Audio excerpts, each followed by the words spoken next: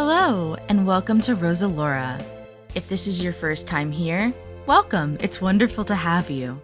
And if you're returning, it's so wonderful to have you back. My name is Rosa, I'm a digital artist, and today I'm going to be working on some character art for my Lancer pilot, Diana. But it also is going to be doubling as a little bit of a study. You probably saw on the screen that there was a picture of Mel from Arcane. I love what Studio Fortiche, who did the animation for Arcane, has done with their art style and with their characters. Everybody is so expressive, and the way that they create different planes and textures in the show have been absolutely amazing. And in looking at the characters from Arcane, I honestly find them really arresting. I think that the way that they're made are super cool. And as an artist, when you look at something that you really like, you ask yourself, well, what can I steal from this? What can I get from it that really will make this feel useful to me? And when I think about Arcane, when I look at these characters, the number one area that I'm like, oh, that looks so cool, is usually around that eye area with the under eye and the highlight and the way that it kind of escapes into the eyelid.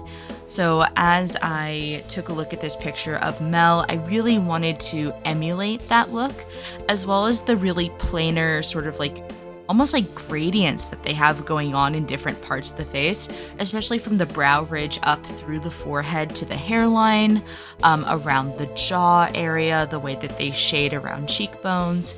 And I wanted to be able to get that same feeling with my character, Diana. Already in this paint, we're quite a bit of the ways in. I'm adjusting sort of the spacing of the different features of her face. I want for everything to kind of be in good relation to one another. Something that I was taking care of during the sketch stage, which I think that was interesting, is that the foreheads in Arcane, they're not huge per se, but they're definitely bigger. And so I wanted to adjust that earlier on to make sure that there was space for everything that I needed. I wanted Diana to be a little bit of a little head tilt, kind of a little questioning, but she definitely knows what she's doing. One of my friends, in seeing the finished work, did call it DreamWorks face, and maybe it's a little bit of a DreamWorks face. I'm not going to deny that, but I think that Diana deserves it.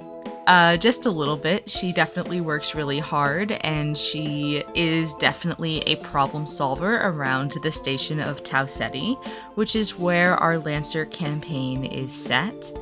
And when people need problems solved, they ask Crew 237, and Diana is a key member, of course, of Crew 237, along with Pilot Swarm and Pilot Lecalis. These three Lancer pilots are extremely important to me. They mean a lot to me, and so being able to do art of them and bring them to life either, through an animatic or through a drawing or even just through a little sketch, it's always so exciting. Something else about the Arcane art style that I was noticing is, people really have necks in Arcane. Their necks are so long and skinny. Diana is definitely supposed to be a little bit more of a muscular character. She has more defined shoulders. She's supposed to have a very sporty, athletic build. So I wanted to make sure that that wasn't entirely lost when I put in her Arcane style neck. The hair in Arcane is also not exactly flat, but it doesn't have the same kind of dimension that the details to the face have, which I think is on purpose. If everything was really equally detailed, then you as a viewer would have a harder time kind of looking around the screen and prioritizing, am I going to look at this? Am I going to look at that? So I tried to keep Diana's hair a little bit simpler. Mel in the show, her hair is it's black, it's very, very dark. And so oftentimes when looking at it in lower light environments, it ends up looking more like a silhouette. And I really love that look for her. For Diana, I wanted to include these sort of accents of pink throughout. Her undertone for her skin is very red. She has a very warm skin tone and complexion, so I wanted to kind of marry that through, even with her like sports bra top and with her hair, to give her a little bit more of that edge towards pink. The nose bridge for Diana, I think, was one of the more difficult parts of this piece, just in that, like, Mel, her nose is very straight. I think Echo's is a little bit more broad, but I wanted to make sure that I captured that accurately for her, that her nose looks like her nose. I don't want to, just mimic the way that Mel's nose looks. I want to make sure that I'm adapting Diana into this style so that she looks good. And of course, the little hair beads, they were a gift from Lacalis. I've adapted them here. Originally, they were wooden, and I decided to go with a little bit more of a gold look, kind of to reference Arcane itself and Mel herself, and enjoy those sort of notes that they have. The colors in Arcane are absolutely insane. I love everybody's different palettes. Everyone has such strong color language, and I love that about them. In finishing up this piece for Diana, I wanted to have a little bit of fun. I don't do a lot with gradient mapping. I'm very, very new to it, but I did experiment with this very like blue, pink, red, neon look. So maybe you can tell me in the comments, which do you prefer? Do you like this, or do you like the more natural looking Diana?